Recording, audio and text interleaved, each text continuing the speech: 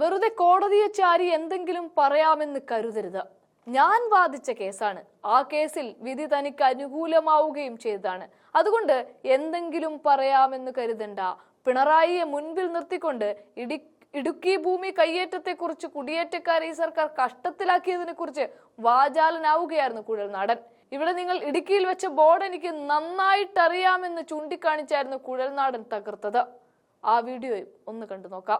എല്ലാ നിലയിലും ഫോറസ്റ്റുകാരുടെ അക്രമം ഒരു വശത്ത്, മറുവശത്ത് ഞാൻ ഒരു കാര്യം പറഞ്ഞുകൊണ്ട് അവസാനിപ്പിക്കാം. ഈ കഴിഞ്ഞ ദിവസം അങ്ങയുടെ ഫോറസ്റ്റ് ഡിപ്പാർട്ട്മെന്റ് ഒരു കടുവയെ വെടിവെച്ച് വീഴ്ത്തിയില്ലേ? വെടിവെച്ച് കൊന്നില്ലേ? അവർക്കെതിരെ കേസില്ല. അതേ കടുവ ആക്രമിച്ചതിന്റെ പേരിൽ, ആ കടുവയെ കല്ലെറിഞ്ഞതിന്റെ പേരിൽ, ആ കടുവയുടെ കാലിന് പരിക്ക് പറ്റിയതിന്റെ പേരിൽ ഇന്നും ഫോറസ്റ്റ് ഡിപ്പാർട്ട്മെന്റ് കേസെടുത്തവൻ പോലീസ് സ്റ്റേഷനും കോടതിയും കയറി ഇറങ്ങുകയാണ് സാർ.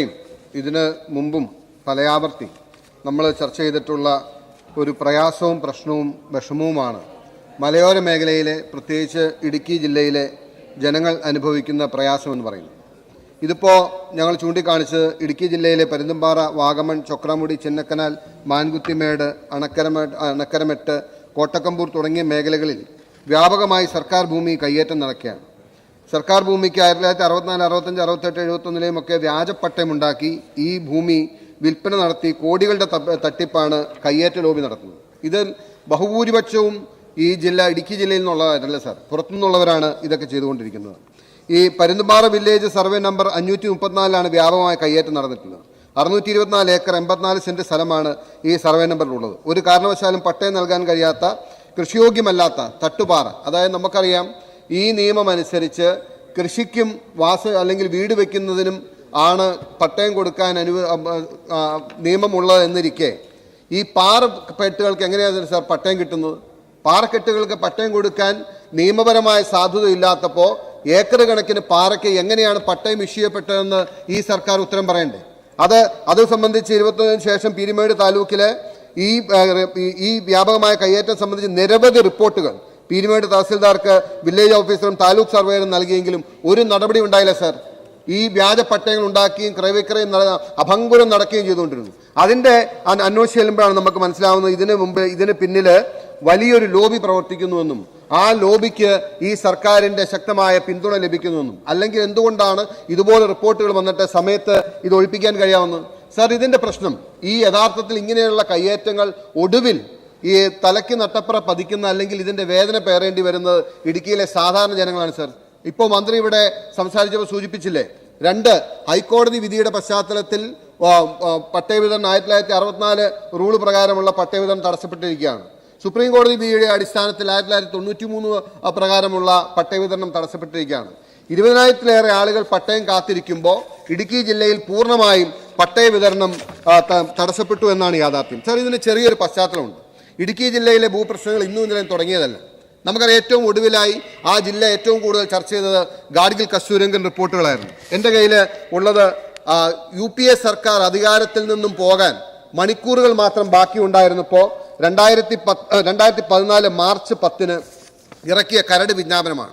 അതായത് 6 സംസ്ഥാനങ്ങളെ സംബന്ധിച്ചിറക്കിയ കരട് വിജ്ഞാപനത്തിൽ 5 സംസ്ഥാനങ്ങൾക്കും വേണ്ടി ഒരു അനക്സർ ഉണ്ടാവുകയും 6ാമത്തെ കേരളത്തിന് വേണ്ടി മാത്രം പ്രത്യേകമായ ഒരു അനക്സർ കൊണ്ടുവന്ന് ജനവാസ മേഖലകളെ ഒഴിവാക്കി അന്നത്തെ UDF സർക്കാർ, പ്രത്യേകിച്ച് ബഹുമാന്യനായ ശ്രീ ഉമ്മൻചാണ്ടി അടക്കമുള്ളവർ എടുത്ത വലിയ എഫേർട്ടിന്റെ ഭാഗമായി അത് ഒഴിവാക്കി കൊണ്ടുവന്നപ്പോൾ ഇത്രയും പോരാ, ഇതിൽ ഈ തടാകങ്ങളും ചോലമേഖലകളും ഒഴിവാക്കണമെന്ന് പറഞ്ഞ് CPM അടക്കം സമരത്തിനിറങ്ങി അതിൻ്റെ പേരിൽ സ്ഥാനാർത്ഥി പിന്തുണയ്ക്കുകയും വലിയ വിവാദങ്ങൾ ഉണ്ടാക്കി ഞങ്ങളെ വലിയ പ്രതിരോധത്തിലാക്കി ആ പാർലമെന്റ് തെരഞ്ഞെടുപ്പിൽ ഈ ഇടതുപക്ഷ ജനാധിപത്യ മുന്നണി ഇടുക്കിയിൽ വെച്ച ബോർഡുകൾ എനിക്ക് ഇന്നും ഓർമ്മയുണ്ട് സാർ.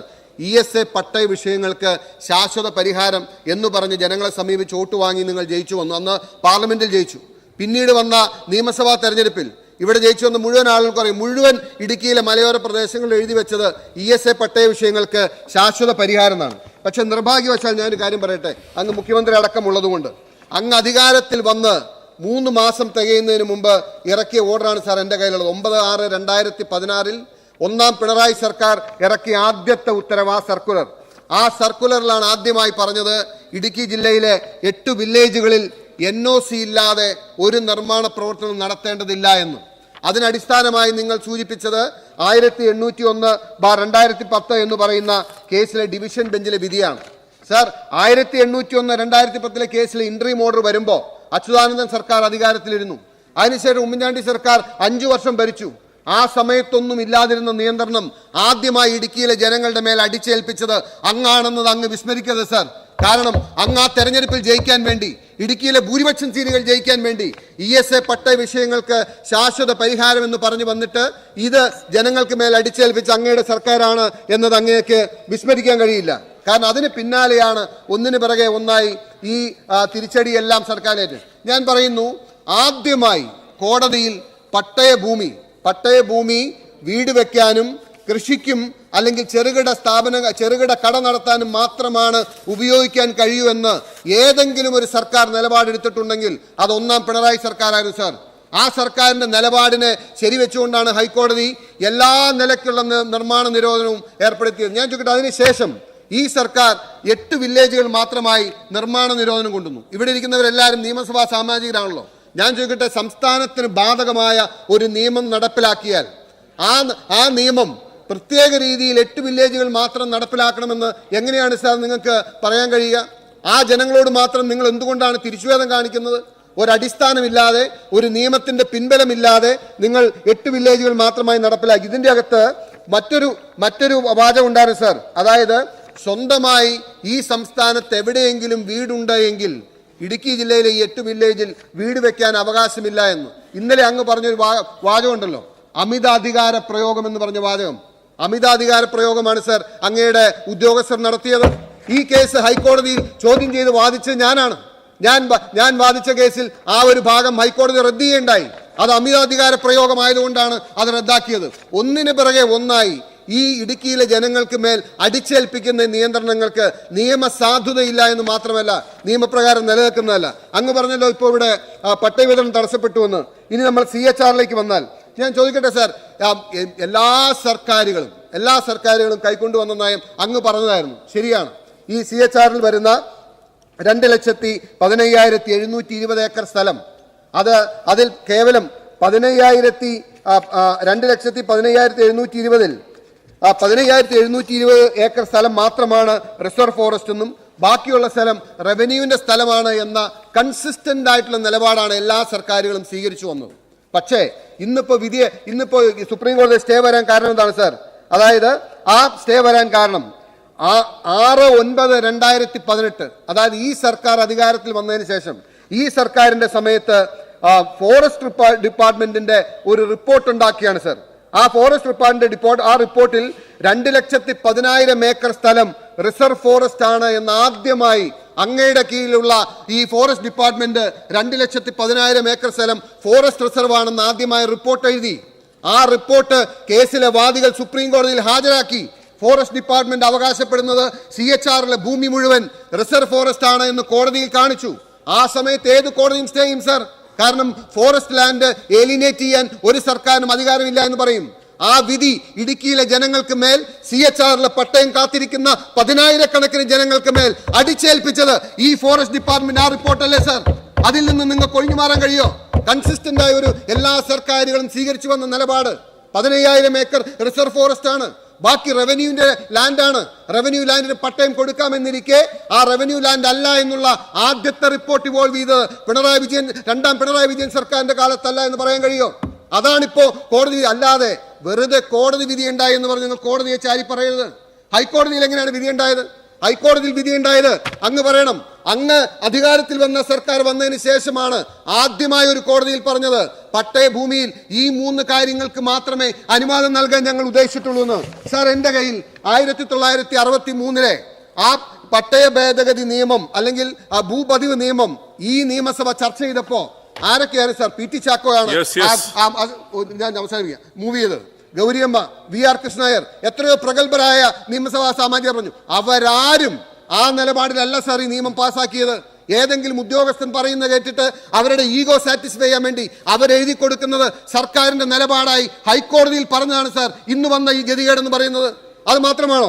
CHRലെ പട്ടയ വിഷയത്തിന് പുറമെ അതിന് തൊട്ട് പിന്നാലെ വീണ്ടും അടുത്ത വരികയാണ്. ഞാൻ അവസാനിപ്പിക്കുകയാണ് സാർ, അത് അവസാനിപ്പിക്കുകയാണ്. അതായത് ഇപ്പോ ഡിസാസ്റ്റർ മാനേജ്മെന്റിന്റെ പേരിൽ അങ്ങയുടെ കീഴിലുള്ള വകുപ്പാണല്ലോ, ഡിസാസ്റ്റർ മാനേജ്മെന്റ് കീഴിൽ പരിസ്ഥിതി ലോല മേഖല പോലെ 13 വില്ലേജുകളെ അടയാളപ്പെടുത്തി അവിടെയും നിയന്ത്രണം കൊണ്ടുവരികയാണ് സാർ.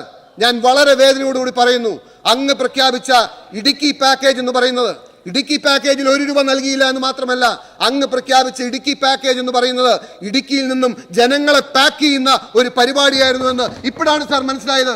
ഈ പ്രയാസത്തിന്റെ എല്ലാം ഇടയിലാണ് വനയോര മേഖലയിലെ ജനങ്ങൾ അനുഭവിക്കുന്ന വന്യജീവി ആക്രമണം. അത് മാത്രമാണോ, എല്ലാ നിലയിലും ഫോറസ്റ്റുകാരുടെ അക്രമം ഒരു വശത്ത്, മറുവശത്ത് ഞാൻ ഒരു കാര്യം പറഞ്ഞുകൊണ്ട് അവസാനിപ്പിക്കാം. ഈ കഴിഞ്ഞ ദിവസം അങ്ങയുടെ ഫോറസ്റ്റ് ഡിപ്പാർട്ട്മെന്റ് ഒരു കടുവയെ വെടിവെച്ച് വീഴ്ത്തിയില്ലേ, വെടിവെച്ച് കൊന്നില്ലേ? അവർക്കെതിരെ കേസില്ല. അതേ കടുവ ആക്രമിച്ചതിന്റെ പേരിൽ, ആ കടുവയെ കല്ലെറിഞ്ഞതിന്റെ പേരിൽ, ആ കടുവയുടെ കാലിന് പരിക്ക് പറ്റിയതിന്റെ പേരിൽ ഇന്നും ഫോറസ്റ്റ് ഡിപ്പാർട്ട്മെന്റ് കേസെടുത്തവൻ പോലീസ് സ്റ്റേഷനും കോടതിയും കയറി ഇറങ്ങുകയാണ് സാർ. അത് മാത്രമല്ല സാർ, ഒരു കാര്യം ലാസ്റ്റ് ഞാൻ കഴിഞ്ഞ ദിവസം കുട്ടമ്പുഴയിലെ ഒരു സമരത്തിൽ പങ്കെടുക്കാൻ പോയി. ഞാൻ അവിടെ പോയിട്ട് മടങ്ങി വരുമ്പോൾ ഒരു പാവപ്പെട്ട സ്ത്രീ പറയായിരുന്നു, സാർ എനിക്കെതിരെ ഒരു കേസാണ്, എന്താണെന്ന് എനിക്കറിയില്ല. എൻ്റെ വീട്ടില് എൻ്റെ അപ്പച്ചൻ പാച്ചു എന്ന് പറഞ്ഞ കുഞ്ചൻ എന്ന് പറയുന്ന കുട്ടമ്പുഴ കോളനിയിലെ വ്യക്തി, അവിടെ ആരോ ഒരു മ്ലാവിനെ വെടിവെച്ചു. ആ ഫോറസ്റ്റുകാർ വരുമ്പോ അതിന്റെ പേരിൽ മ്ലാവറച്ചി കഴിച്ചു എന്നതിന്റെ പേരിൽ അദ്ദേഹം കോടതി കയറി ഇറങ്ങുകയാണ് സാർ, ഒരു കുടുംബം മുഴുവൻ. ഇതാണ് മലയോര മേഖലയിലെ ജനങ്ങളുടെ അവസ്ഥ. ഈ പട്ടയ വിതരണം തടസ്സപ്പെടുത്തിയതോ ഭൂപ്രശ്നങ്ങളോ കേവലം കോടതി ഉണ്ടാക്കി വന്നാണ് പറയുന്നത്. ഒന്നുകിൽ അങ്ങയുടെ സർക്കാർ ബോധപൂർവം ചെയ്തു, അതല്ലെങ്കിൽ ഈ വിഷയത്തെ അവസാനിപ്പിക്കാൻ സാർ ബോധപൂർവം അല്ല ചെയ്ത്. ഈ കാര്യത്തിൽ കോടതിയിൽ കൃത്യതയോടും വ്യക്തതയോടും കൂടി ഈ കേസ് നടത്തിയില്ല എങ്കിൽ 10,000-കണക്കിന് ലക്ഷക്കണക്കിന് മലയോര കർഷകർ വഴിയാധാരമാകുമെന്നുകൊണ്ടാണ് ഈ വിഷയം സഭ നിർത്തിവെച്ച് ചർച്ച ചെയ്യുന്നത് ഞാൻ ആവശ്യപ്പെടുന്നത് സാർ.